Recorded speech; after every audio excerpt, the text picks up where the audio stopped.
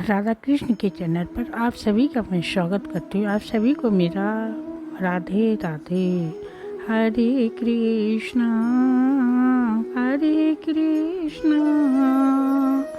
कृष्णा कृष्णा हरे हरे, हरे रामा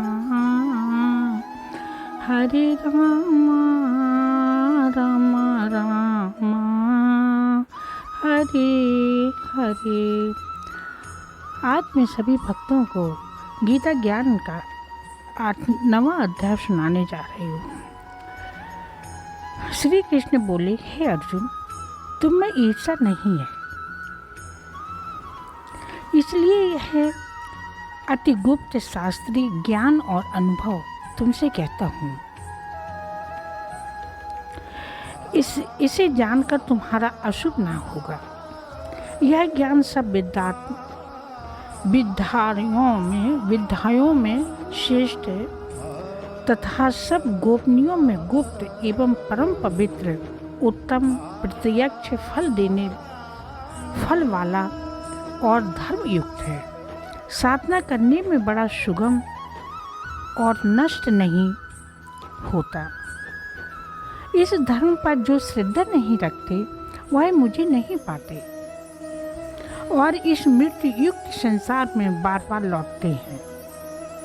मैं अव्यक्त हूँ तथा सभी प्राणी मुझ में स्थिर हैं, किंतु मैं उनमें नहीं हूँ।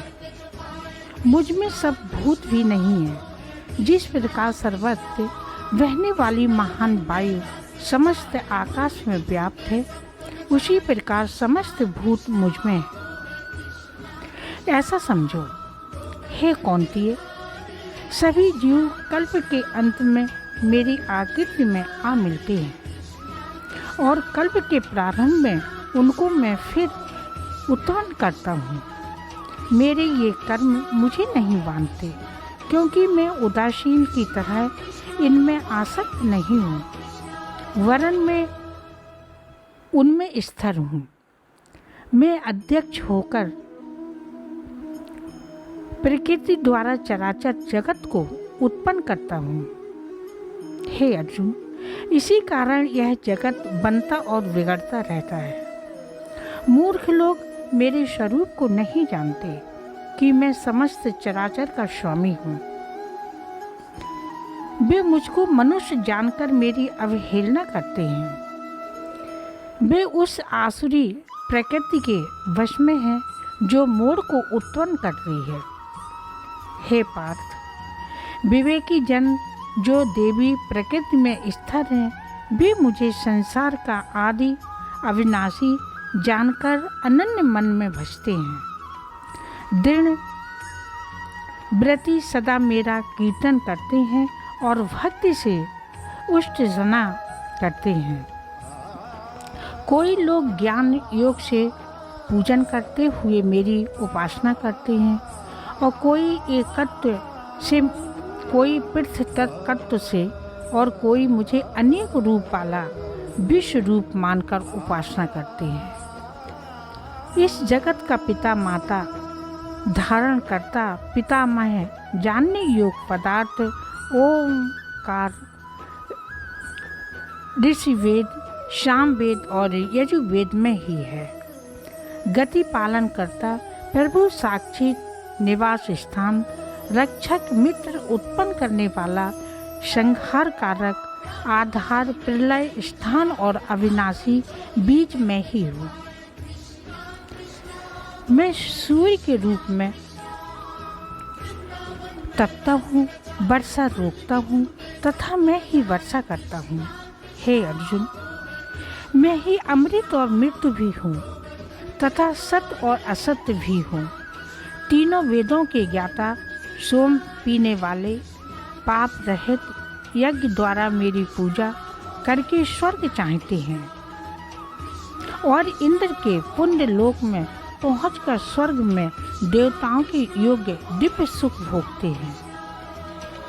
वे उस विशाल स्वर्ग योग में सुख भोग कर पुण्य के क्षीण होने पर भी मृत्यु लोक में आते हैं।